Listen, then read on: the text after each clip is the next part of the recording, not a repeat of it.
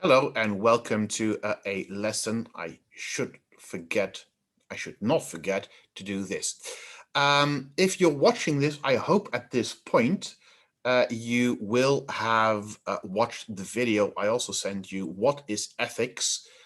And if not, do so now before you watch the rest of this speaking assignment. The question we are dealing with is, well, easily put, ethical issues. I'm going to try and make a video as smoothly as possible and without too many cuts because it's hard to edit for obvious reasons. Uh, and especially if you know that I'm left-handed, which a lot of people in the past days have said, luckily, it's your left hand. Yeah, luckily. So I'm going to try and use my right hand for this. If it's working. Yes.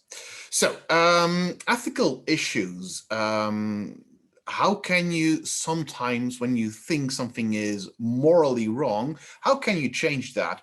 And a couple of options here. You could hand out a leaflet. It's not with the flyers. You could put posts on social media. You can try and get public figures involved. You could go on a protest march or have a petition. One of the things that people are sometimes obsessed and upset with is fur. And here are some, and by some I mean two, anti-fur campaigns. You see the one on the left, I can't survive without my coat, can you? And the other one is a woman who is apparently in jail, and it says fur kills, so that's why she is accused of murder. Which one do you think is better? I think the one on the left is nicer to look at, and it's giving you this lovely, cute picture of an animal. The one on the right is more direct, and therefore it's more brutal.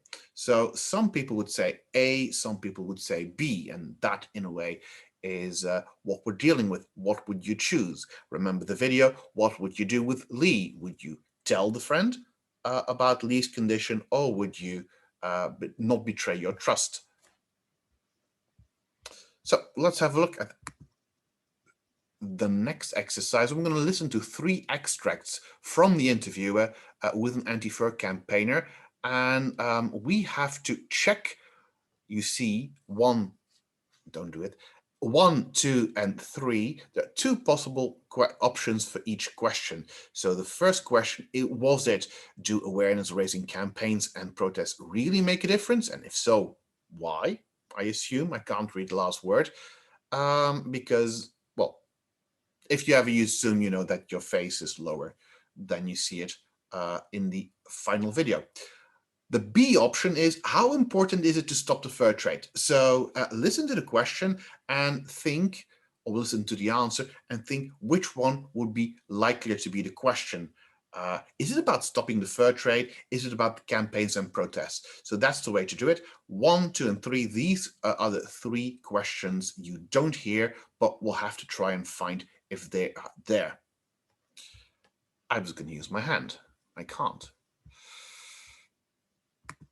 CD2, track 44.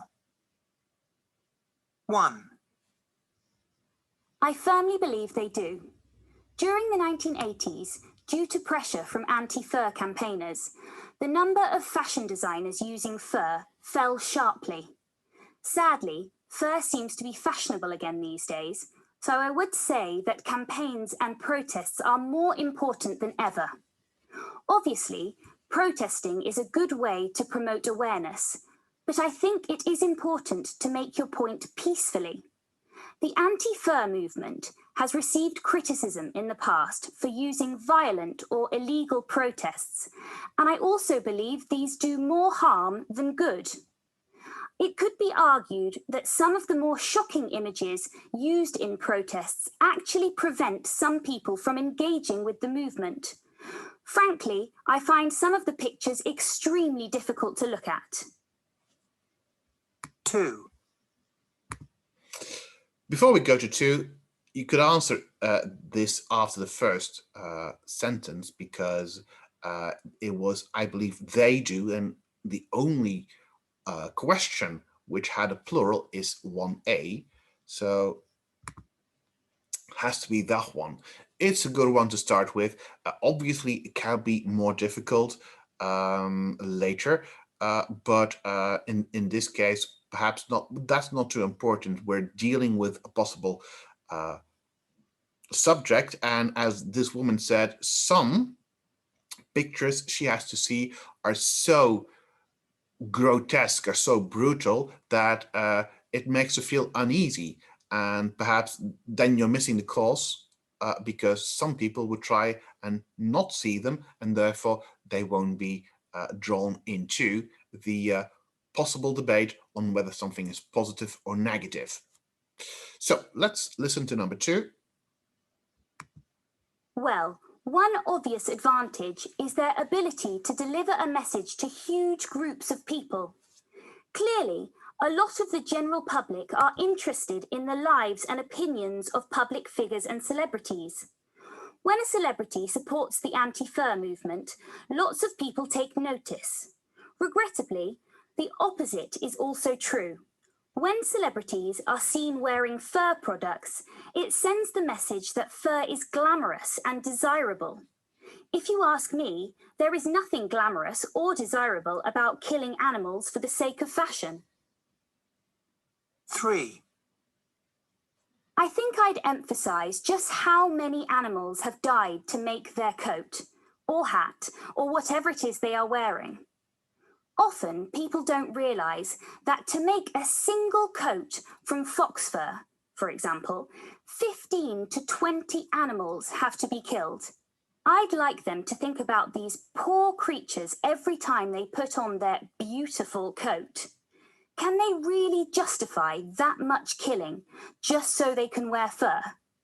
In my opinion, fur is beautiful, but only when it's on the animals to which it belongs.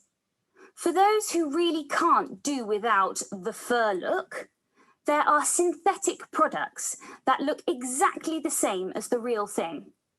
Some protesters feel that even synthetic fur is wrong as it encourages the fashion to continue, but I don't feel particularly strongly about that.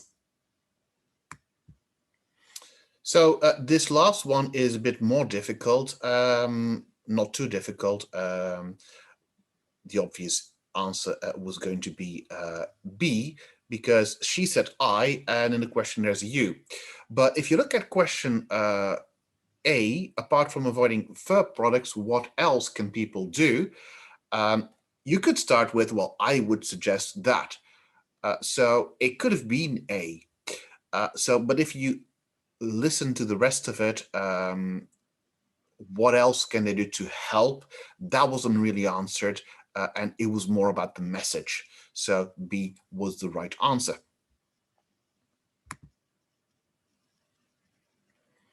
Now, if you listen to this again, you will see that these words were all there. I firmly believe, I'm not convinced, one obvious advantage or disadvantage, one clear advantage or disadvantage. I think I would explain to people, or perhaps if you think that in a campaign there would be something which could do with a bit more stress, you could say, I think I would emphasize it. It's absolutely vital, quite important. Vital means completely necessary. Important just means important. As well as, and then you need something with an ing form if it's a verb, but probably it's going to include a verb, and then other things that can help, or this could be something else, and then the word include, and then you could give a list of what can be included. And if you're talking about messages, you could say, I think the main reason for this, again, a significant reason for this is helping people understand why something is the case and why you have a certain message about changing that. Expressing tentative opinions, that looks difficult, but I mean, expressing is just talking, and a tentative opinion, well, an opinion you have. It could be argued that, let's think about what could be the reason for some other people.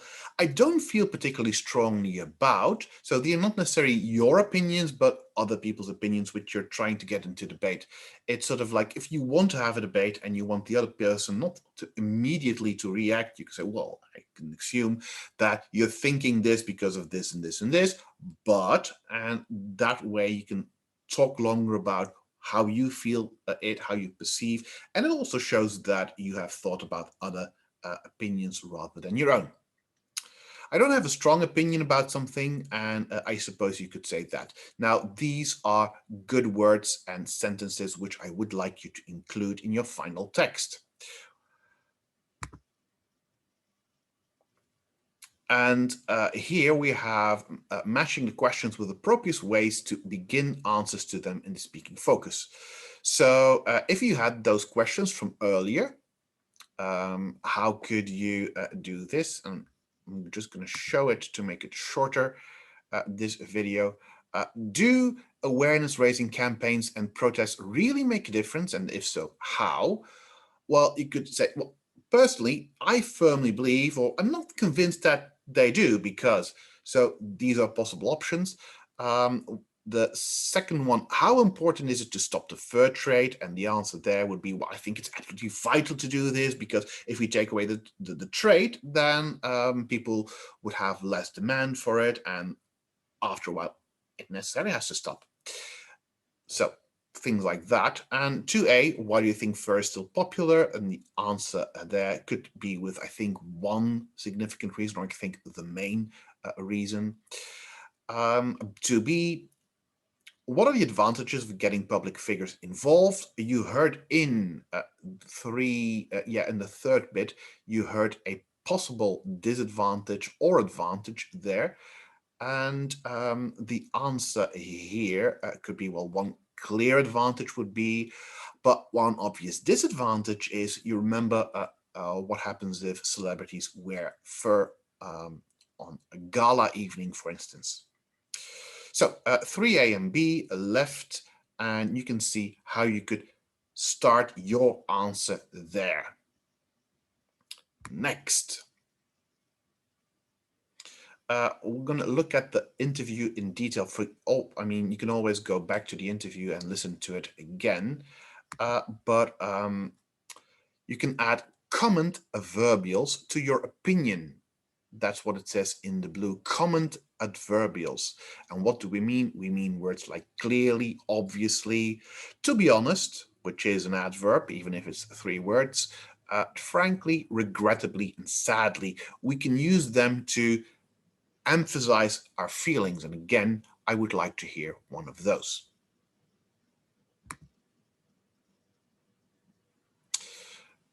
The thing here says what you can do now is to have a paired exercise, but that's not what I want you to do. I wanted you to do an individual exercise on either A or B. So you get the chances there to choose. And the first topic, you can see it here with student A. How important is it to stop the practice of testing cosmetics on animals?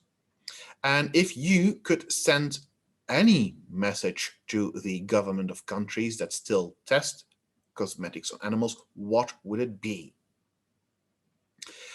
And the other option is, why do you think hunting animals for sport is still popular with certain groups of individuals? And how important is it to stop that practice?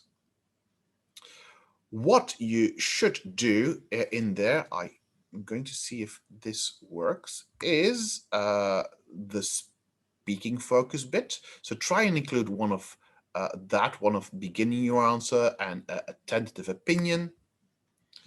And also one comment adverbial is what I want to have in there. And because we have been talking about the conditionals, I want either a mixed conditional or a conditional in your talk as well.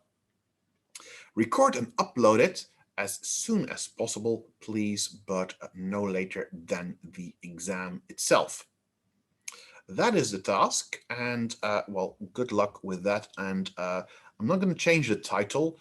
It's still going to be speaking exam, even if though it says WILT.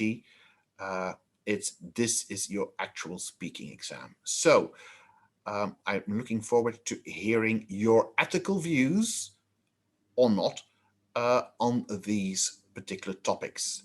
That's it. And I would say I wave goodbye, but that's technically impossible because I can't use one hand and the other one needs to be here to stop this recording, which is going to happen in 3, 2, 1.